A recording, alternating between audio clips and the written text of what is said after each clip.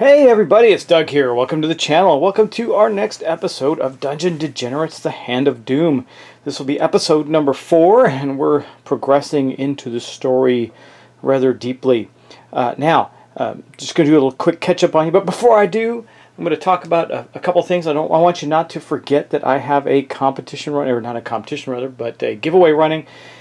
If you are simply a subscriber, if you are a subscriber, and all you have to do is simply go to my last channel update and post there and say a few things about where you found my channel, etc., and you'll be entered to win there. Also, if you're a patron, you have some additional options to win some other things, so please check that out. I want to give that stuff away and give them these awesome games good homes.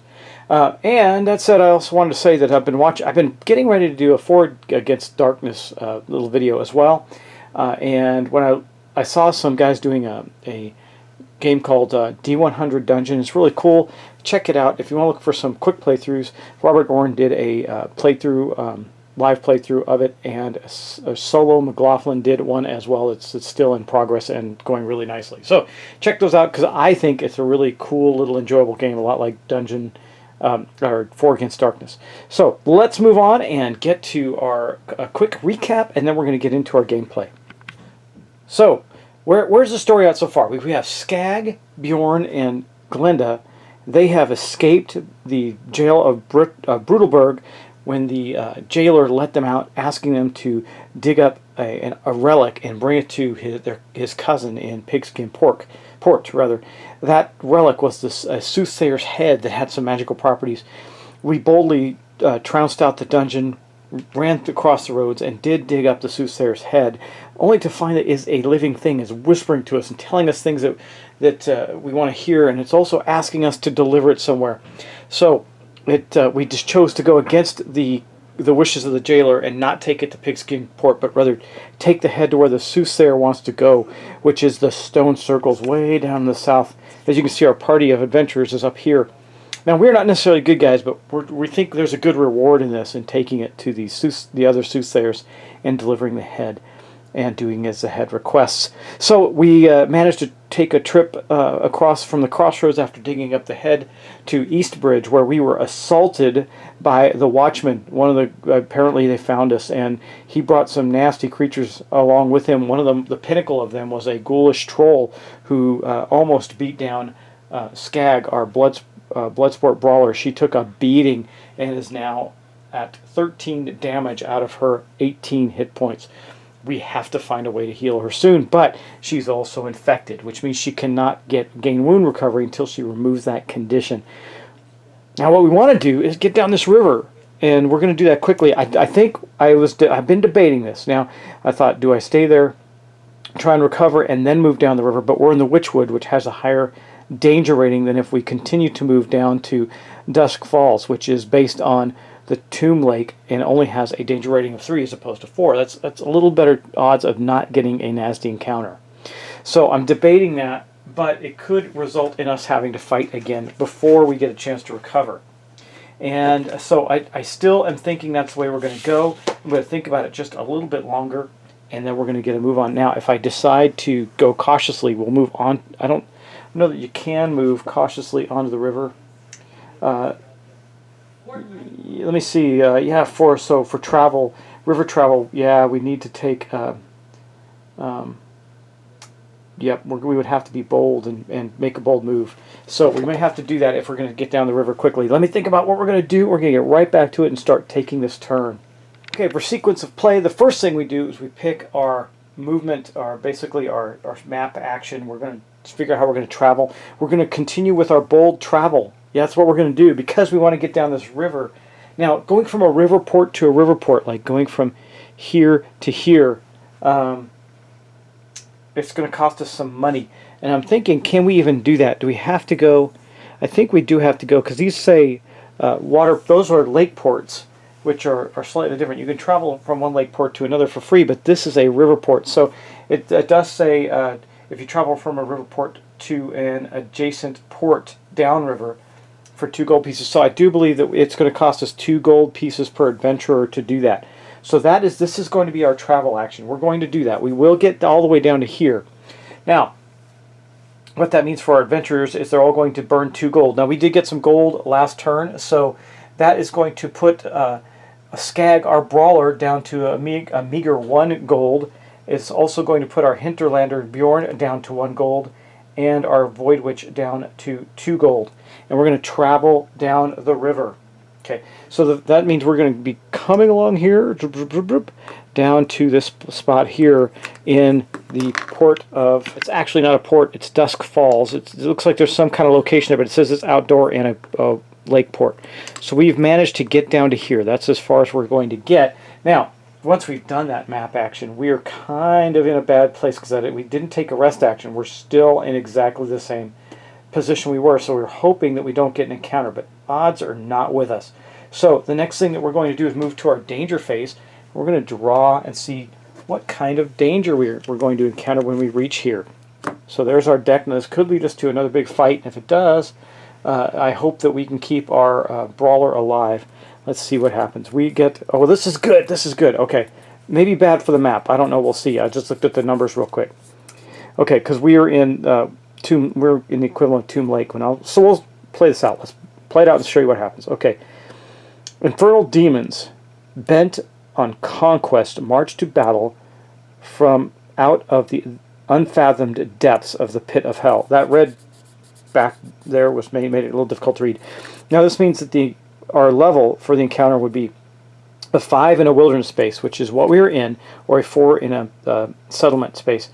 And since either one of them is over a 3, which is what we're basing that on, and I'll show you why I say that again just for clarity's sake. We were at Dusk Falls. It says we use Tomb Lake. So this is Tomb Lake right here, so it's a 3. Okay, so we did not have to have an encounter. Again, we've been pretty good at that. We've missed a couple of encounters, and that is not going to hurt my feelings at all. Because the big encounter that we had really resulted in a nasty fight that almost killed one of us. But this gives us an opportunity to get down there and maybe take another action to rest up before we head down to the Black Tree. And I actually think that's probably what we're going to do is take a rest action. We can make a camp, or if we're in town, it's easier, but we're not. We're just going to make a camp at Tomb Lake. I do believe that's what we're going to do because we don't have an encounter phase, guys. So we're just going to move on and go to the next turn in our sequence of play, which takes us back to our map actions. So as you can see, each party chooses a map action. We only have one party because we're playing solo, and I kept all the players together. So instead of taking one of these movement, well, we're going to look at these actions first. We're going to take a rest action. Make camp or stay in town and perform any number of rest actions. Here's our rest actions. The first thing we always do is make a recovery roll. Okay? So we're going to do that. The recovery roll is based on our morale. Now, we have only one person with a condition, so I'm not too terribly upset about that. But Skag's morale is an 8, so we're going to roll that. Also, we have then a morale of 6 for Bjorn and a morale of 6 for our Void Witch, Glenda. So the first thing we're going to do is roll for Skag, see what she gets. A 5, that was a success. That is good news. Now, and we are in a bold stance during that rest, so our recovery, you can be a bold, or it doesn't really matter which state you're in. But actually, we could have gone into a cautious stance. I might have wanted to do that, but we didn't. We didn't. Which it gives us more options, like we can explore the space that we're in, for example. Okay, so let me quickly look at the recovery rules, just to be sure I don't make a mistake. And I do think we'll keep with the bold movement. We're just brazen. We're just going along doing what we do, and that's how we act. That's how we roll. We're just crazy dungeon degenerates moving through the land like wild people, lighting fires and just taking names. So let me check something out. Hold on, I'll be right back. So unfortunately for our character, the only thing we get to do is remove that condition for her. So she's still extremely wounded. Now, we're going to roll then for... oh, you know what I forgot to do going down river with the bold move is we also... we didn't take a force march, so I take that back. Only when you do a force march do you have to roll to see if you're fatigued. We didn't. We just took the river boat down the river. So, okay. And so next up, I have to make a morale check for our Hinterlander and for our Void Witch. Bjorn, he's got a 6. He's not hurt though, and he has no conditions, but he rolled a 4 rather. So if he were wounded, he would be able to heal. Now, Glenda is in fact wounded a little bit. So what does she roll? She rolls a 6 and succeeds as well. So when you do take that rest action and you are at a camp, let's see, how many do you recover? Do you roll the dice? If you have no wounds, unless consequences failure, typically. Okay. Oh, you don't have to roll the dice if you don't have any wounds. Okay, that's fine. And so when we recovered, if you pass, we recover wounds equal to your current morale. Okay, well, so she's completely healed. She was wounded. She's healed now. She has no wounds left on her. She only has 10 wounds to begin with, but she only had 1 damage on her. So now, remember, we can take any number of rest actions, right? So the other one that I think we're going to take is we're going to do some improving and learn some skills. Now, all of us can do that. And, well, first off, do we want to explore? We can do an explore counter in our space, which helps us with a couple of things. Let me think about that. There's a whole bunch of things to do here when we take these rest actions to give us some benefits, because we're not really advancing our story along. But let me think about, do we want to explore there? Oh, I forgot to mention this, that I did increase the danger level of the Hell Pit to 6. So we have a couple locations at 6 now, which could be bad for us. And I don't see any value in exploring the falls. I think we're just going to go to do some improvements. And so that means I'm going to start with, when we improve, we're going to gain some skills. So we're going to expend some experience points, and we're going to learn some new things. I think I'll just start with our good old brawler and see what we can come up with. So, like I said, our brawler doesn't really have enough experience to get anything she really wants. But what we're going to do with our hinterlanders, we are going to use his 6 of his 7 experience, leaving him with 1. And we got 3 things on a 1 right now, so I'm just going to stack them up. There we got his gold, his experience, and his luck are all on 1. And we're going to take his fieldcraft skill. You see it says 6 experience in the corner, and we're going to pop that over to mastery. So now he's a mastery of fieldcraft. It says you may use constitution recovery in place of morale, and you do not have to roll stealth. You automatically pass your perception to us when using stealth. So stealth is something we do if we're moving cautiously and we decide to avoid a monster. So that means we would automatically succeed at that. That's pretty good. Now, with Glenda, she has quite a bit of experience, and I found something she really likes. I decided not to upgrade her void walking because we really don't have much of a purpose for it, but this might come in useful. This blood curse. Now, when as a combat action, I can place this on a monster, and if I take wounds, then that other monster automatically takes wounds as well. And if I upgrade it, it's even nastier. So she spent 8 of her 11 experience, putting her down to 3 to be able to do that. And that was yet another rest action that we took. And I'm thinking, are there any other ones? We are not in a place where we can do anything else other than explore. So I think we're just going to leave it at that. But that does mean we are going to have to draw another danger card because we're finished with our map actions. Really, really do wish I could heal our brawler. But we'd have to, now that I've gotten rid of the condition, that particular condition is pretty nasty. I could then rest again and do that again. But I don't know if I want to take the time and the energy to do that. That would be bad for us. Anyway, let's draw our next danger card. Okay, this is not terrible. It says, Cult of Death practice necromantic rites and dead things hunt the living who dare enter the catacombs. Well, the catacombs are in the are way deep down in the blue space, meaning that once again we're putting another location up to a 6. And I think the game's obviously designed to do this, right? So it's getting us into trouble, so to speak. But the good news is that the encounter level is a 5, and we're at Tomb Lake still, so it's a 3, so we do not have this encounter. That's going to be awesome. So that's it. We don't have to go any further. We skip the encounter phase. So as we close in on the stone circle, the question of the day is, can I survive a round of movement, a round or 2 of movement? If I move to the black tree, you can see that we're going to have to deal with a 6. That means we're almost sure to have an encounter. So I can move and would be forced marching. So I can move cautiously there. Let me think about that. If I move cautiously, I don't have to force march. It's just foot travel. We'd move onto the road. But I would not be able to take any recovery actions, right? Or rest action. So do we stay there and rest at this spot where we're not taking a lot of bad things happen? Rest one more time to get our big guy healed. The other 2 don't have to make rolls at all and don't have to do anything else. So we could do that. And that would give us the chance to just stay there in Dusk Falls and recover one more time. I really think it's worth it to do it, guys. I mean, she's so hurt that I think if we get in a fight, she's going to die. We're almost assuredly going to get in a fight here. I think it's worth the risk. So what we're going to do is we're going to, once again, we're going to take a cautious action, because if we do have an encounter, so we're not going to go bold, we're going to go cautious, and then we're going to rest. Now we can rest whether or not we do either. Okay?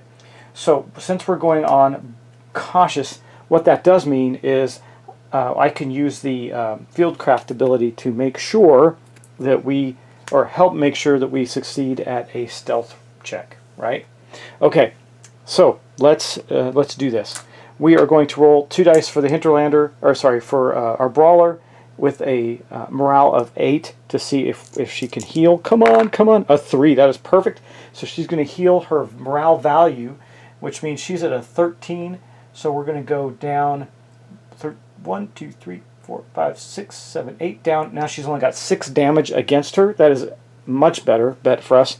But really, that's the only thing we're going to do during this travel action, or this map action, because there's really nothing else of value. We can't trade or do any investments there. We could explore. You know, maybe I'll have, just for the sake of argument, have our Hinterlander explore. And what happens during that is we're going to, oh wait, you have to be in a bold stance to explore. So we didn't do that. We stayed cautious. Because that way, if we do get an encounter, maybe we can adjust it. I can bring the encounter level down to a 2 with some stealth, right? So that's going to actually end. I know it's extending our turn, but man, it's going to help us out. So we're going to draw another map card, or another danger card, and see what happens to us. We're moving to our danger phase. And what do we get? Okay, well, this is Witch Hill, so man, we actually reduced Witch Hill. Let's see what it says. They say by the moonlight you can see spectral witches dancing and cackling in the ghostly flames high atop haunted Witch Hill. Great. So we are going to, can you see the camera? I think you can. We're going to put Witch Hill up to a 6 as well. But we're going to keep moving at this point. And you see that the encounter level is 5. So even though we move cautiously, we don't have to worry about it. We are not having an encounter. Okay, that's that. Perfect, perfect, because now we are going to hustle.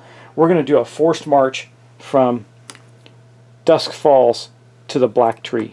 Okay? These are both outdoor locations, so we're just going to be hustling along to get along the road. All right, so what happens when you take a forced march? Well, we have to be in bold stance. So I'm switching everybody from cautious to bold on our map travel stance. Everybody has done that, and we're going to hustle along this road to the Black Tree. So again, if I just took a regular move, we'd move onto the road, and that'd be it. We'd have an encounter. But we're going to move all the way to here. So we're at the Black Tree, where we know we're very, very likely to have an encounter. And we force march, which means we have to do a couple of things. We're going to have to make a Constitution test so that we do not become fatigued. Okay, now, Constitution for a Bloodsport Brawler is a 9, so Skag has to roll a 9 or less. 4, we are succeeded. Okay, our Hinterlander is, let me see, in the Fieldcraft, does that help her at all? That's for, or help him at all. It's recovery, so it doesn't. His Constitution's an 8, so we have to roll an 8. Oh, no, he's fatigued. Okay, well, let me show you what that does. We're going to pull out a fatigued counter. If I can find one here.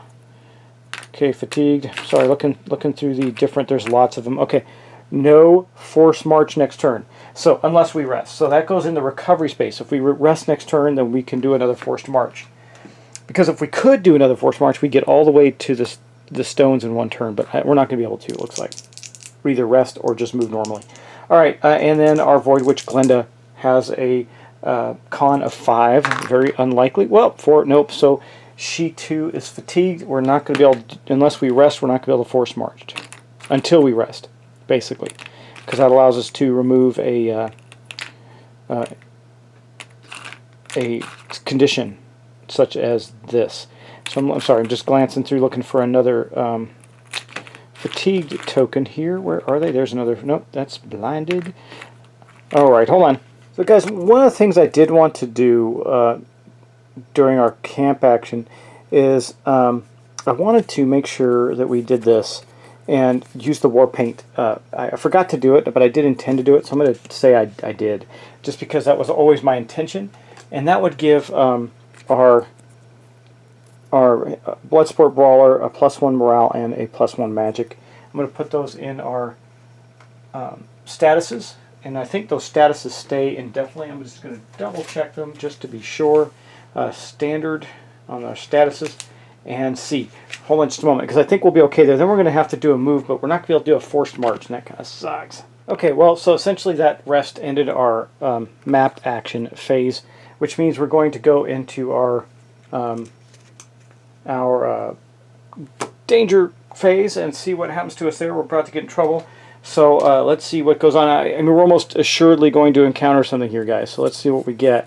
Okay, broken fishing nets, missing children, and strange webbed prints in the mud. Panic the remote community of Gutfish Ford.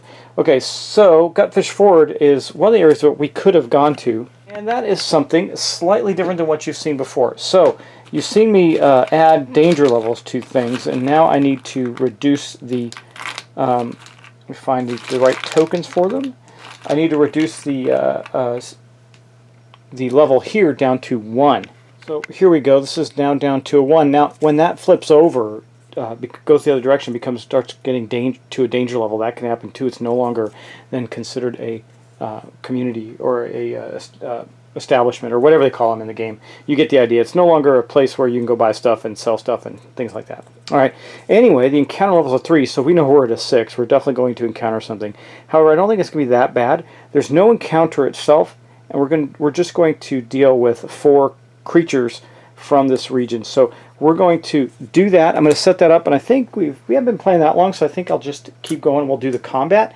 Let me get the critters out for that area, and here they are, the wetland monsters. I'm going to give it a quick shuffle, and we're going to start to see who's going to fight what. Now we're at a 4. So 4 monsters. I could do something about that, I guess, but I don't. I think we're just going to fight them. Because, you know, experience and gear, I don't know what's going to happen when we get to the stone circle. Could be bad, right? So we don't know. And we could have yet another encounter as we go. So the good news is once we're on the road there, well, we'll be dealing with the encounter level of the region, I think. So I don't know where we'll be. I think we'll be at, we'll be using Tomb Lake. But, okay, we've done enough there. Let's cut it, and we'll start to draw our monsters. So the first one is the Fishmonger. Okay, he is attack 3. He's going to go to the one with the highest morale. I believe that is going to be, yes, our Brawler. So, Skag is assaulted by a human fishoid heretic that has the ability to summon. So we're going to have to deal with that, but that doesn't happen now. If we can kill it fast, it won't happen. It has no armor or anything like that, so I'm going to give it a quick cut again because I don't know how well I shuffle these. But, okay, a Bullscrog Croaker. This is a filth fishoid. He doesn't have another summon. We got to kill these guys quick. He's going to the one with the highest agility. That's all of us. All of us. So I think what we'll do with that one is, well, he's got 10 hits though. Oof, that's rough. None of us can do 10 hits, but I think I'll put that on our Hinterlander, on Bjorn. Well, no, I'm going to put it on our Void Witch. I'm going to put it on Glenda, because then Bjorn can help Glenda. Maybe they can kill that thing in 1 turn, and our Brawler can kill the other one in 1 turn, the Fishmonger. He's only got 4 hits.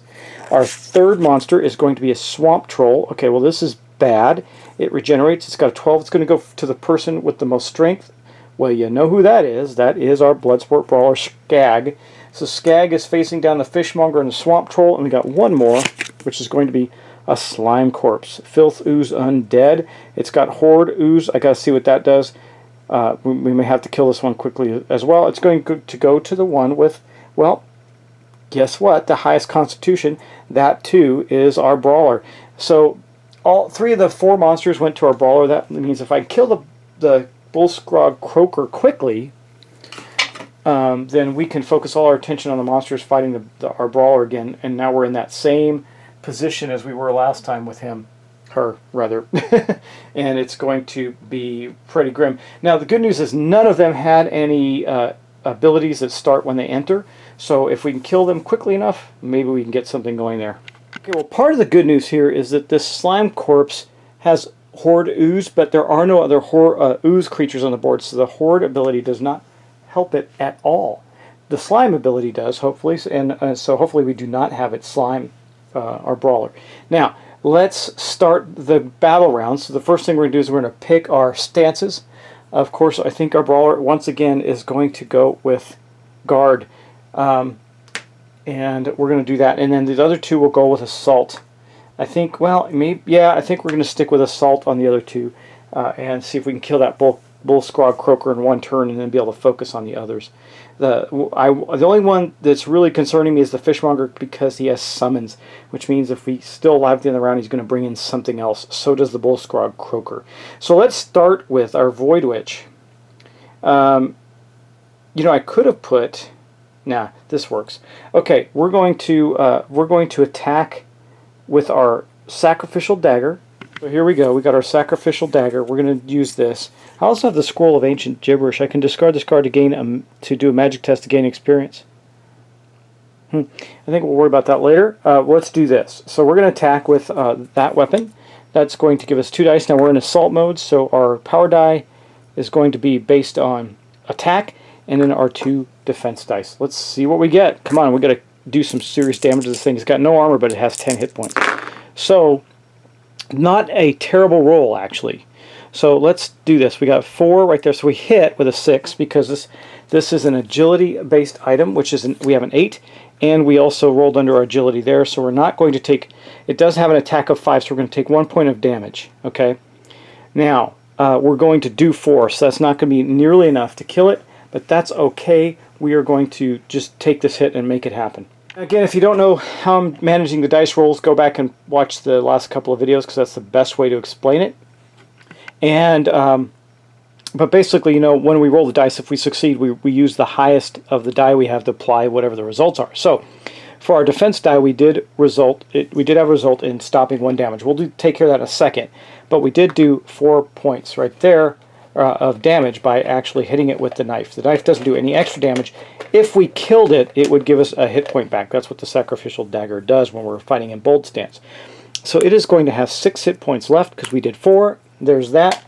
And that's going to be the end of that. Now, since we did manage to defend, we successfully defended, which means we take this die and we apply it to the attack of 5. So we're going to take 1 point of damage. In other words, we reduced the damage by 4. Okay. That is unfortunately her entire turn. So now we're going to go to Bjorn and see if there's any opportunity to polish off this croaker. We might get 6 points of damage, but I don't know. That's going to be pretty risky for us, or we're not likely to get it. But we're going to try, which means we're going to have some additional creatures come in to the game, I think. But Bjorn is going to use his hunter's bow against his agility of 8, and he does not have to roll defense dice because he is not being attacked. So we're just going to roll these 3. And hopefully he gets a 6 on either the power die or one of the other dice and still hits.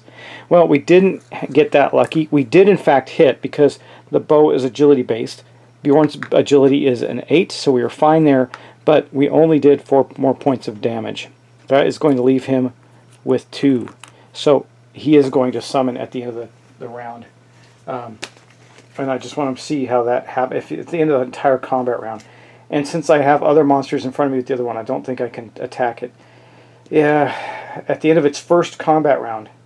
So that'll be this round. Only once does it do that. So we're going to get 1 more monster from him. I think we're not going to be able to avoid that. Okay, last but not least, we have our Bloodsport Brawler, Skag. Skag really wants to get rid of this fishmonger. He's only got 4 hits. He can definitely do it.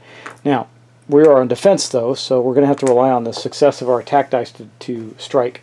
Now, keep in mind that since we're in a bold, we are using our agility, which means we need an 8 to successfully hit, and also an 8 or less to defend. So let's roll our dice and see what we get. Not bad, not bad. Okay, so that's a 6. We successfully are going to kill the fishmonger. Boosh, we got that. We also defended and stopped 4 points of damage from each attacker. Okay, so because we succeeded. Now, if we failed, the only thing we can do is apply the power die against it. Or if the power die was higher, we could use the power die in place of this, but we can't, or we won't. So let's start with the defense. So 4. Okay, we did that. So this one bounces. That has an attack of 4. We take no damage. This one is attack of 5, so we take 1 damage, and an attack of 3, we take no damage. That results in our brawler taking another point. He's up to 7 again. She is getting pretty wounded.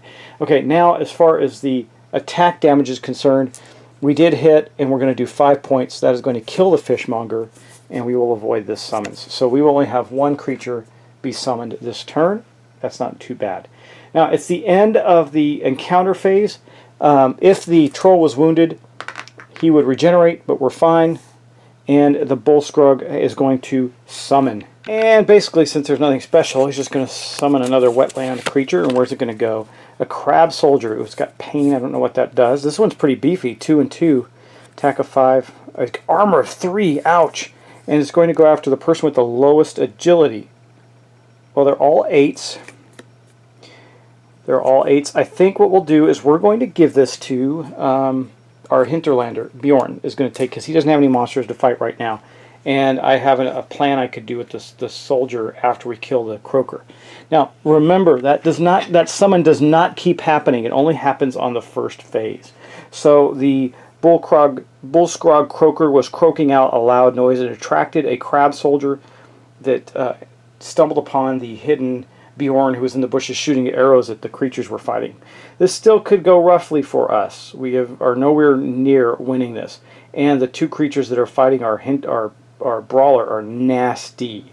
So let's continue on. We're back around to the next round. It's our players' turns to pick their stances, and I do believe we're going to continue with the stances that we have. So that means that Skag is going to be on guard.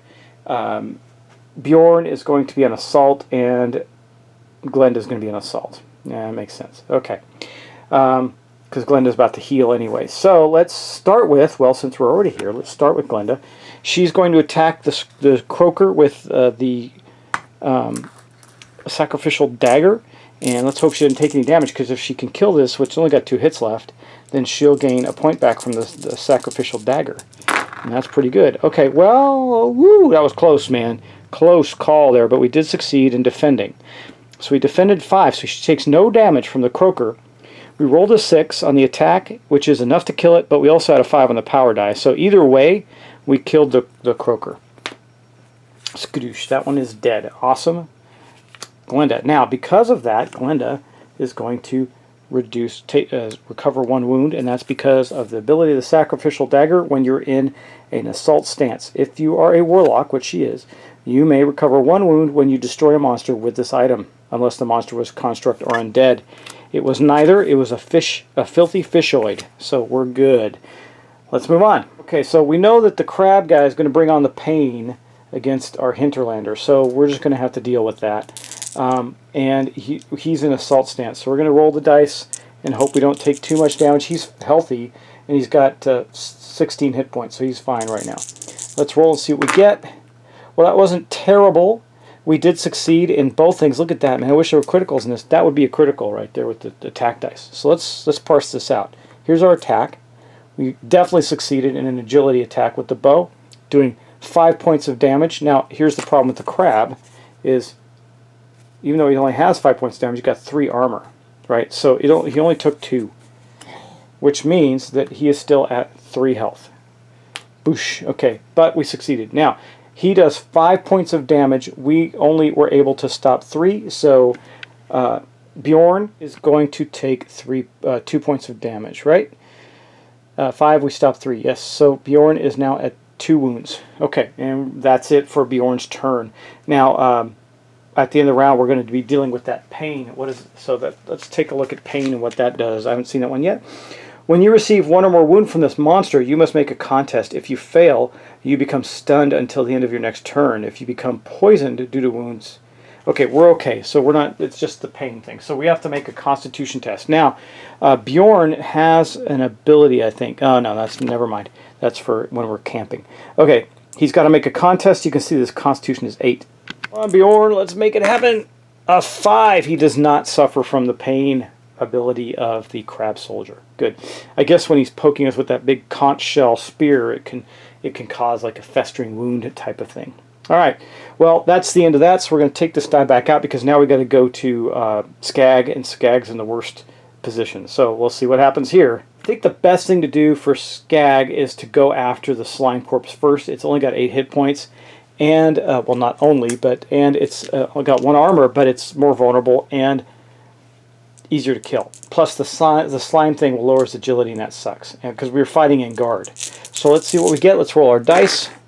Crazy dice. Well, we did succeed there. That's not great, but we were in guard, so we're going to be able to block 4 points of damage.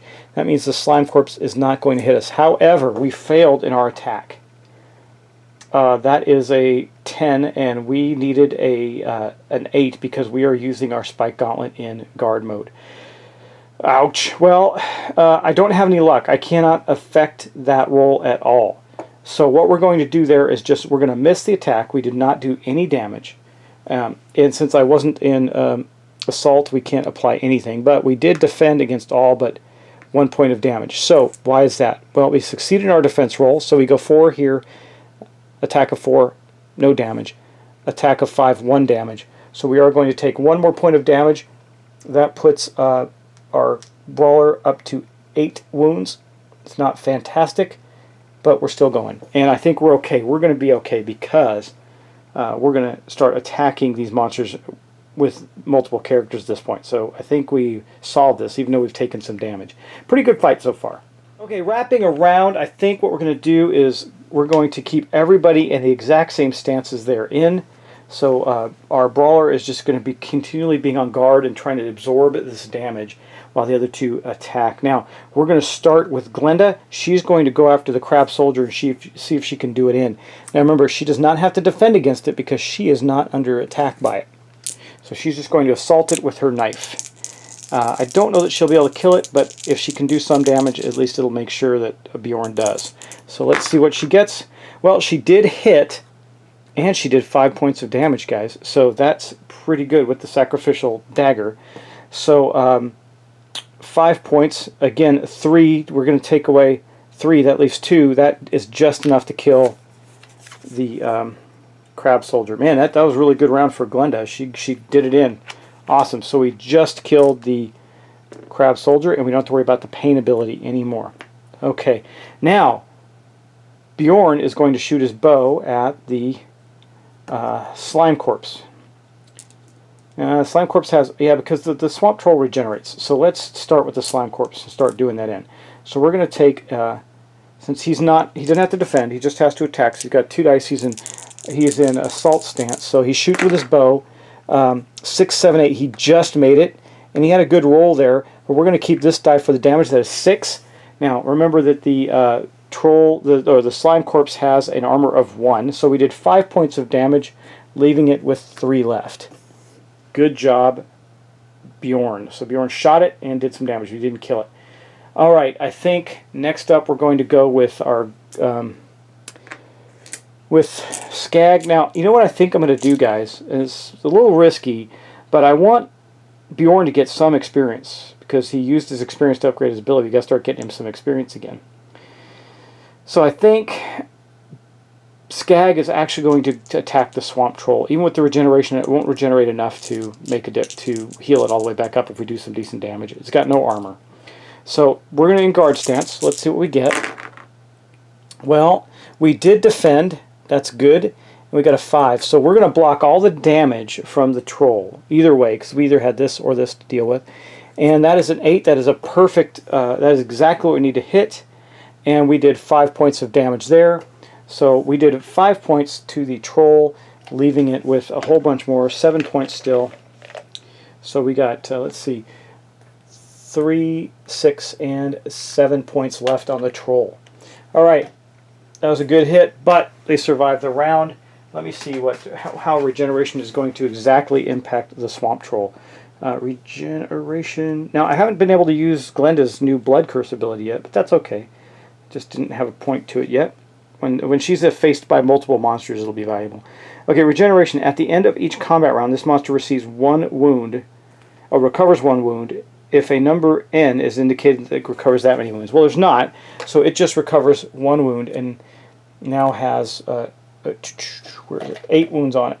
Or, I'm sorry, there, 7, 8 wounds available to it. It healed 1. Okay, so that's where we're at.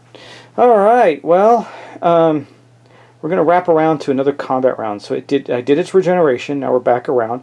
We'll start with Glenda. Glenda's attacking with the sacrificial knife. So we're just going to keep our stances. Skag is just going to continue be the tank and absorb the hits. The other two are just going to go on the assault now and attack the heck out of this thing. These guys. So I think we'll start with, actually we're going to start with Bjorn. Bjorn's going to see if he can kill the slime corpse. So let's see if we can get that done.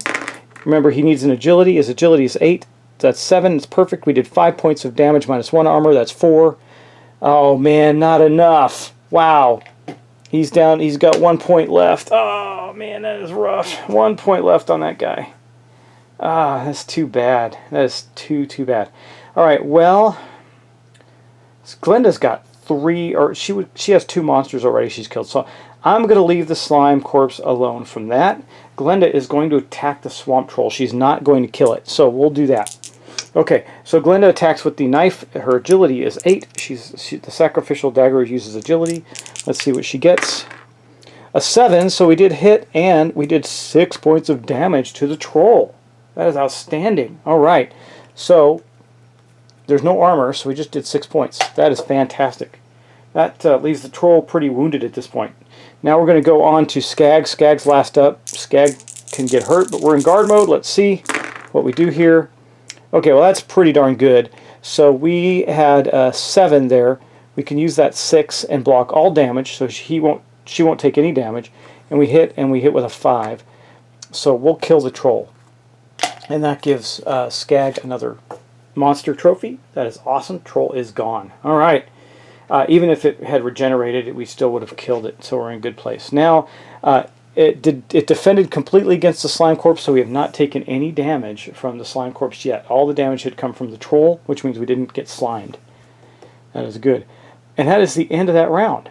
So all we have left to do is polish off this guy. So we're going to wrap back around, and Bjorn is going to take a shot at the creature with his bow, because I want Bjorn to get some experience. So we'll start there and see if he succeeds. Well, he does in a big way. He hit with a 4 and then got 6 points of damage, killing the slime corpse, and that's going to end that combat. That was a pretty good combat. Managed it well enough. Once again, Skag has taken damage. So Skag is up to 8 wounds out of 18. Got 10 left, but we're closing in on our objective. So I don't know what's going to happen when we get there, because I decidedly did not read ahead or finish playthroughs that went there. So. Okay, let's wrap it up and take care of what happens with this combat. The first thing we do is we lower the danger level of the area. That is fantastic. And then we're going to get some loot rolls and some other stuff. So we'll start with Skag. Skag has 2 monster trophies equaling 3 experience and 2 gold. So Skag is back up to, let me see, 3 gold and experience now of 7, 10. So 10 experience and 3 gold, and we get to make a roll. We got a total experience value of 3. So if he rolls or she rolls a 3 or less, we get a loot, a 1. So we will get a loot for Skag. Let's get the loot deck out. All right, Skag. Skag got some loot going on. Yeah, let's see what we get. I was cutting, but it was off screen, so I'll cut again just to be sure. Here we go. What do we get? Mold Melter, an item.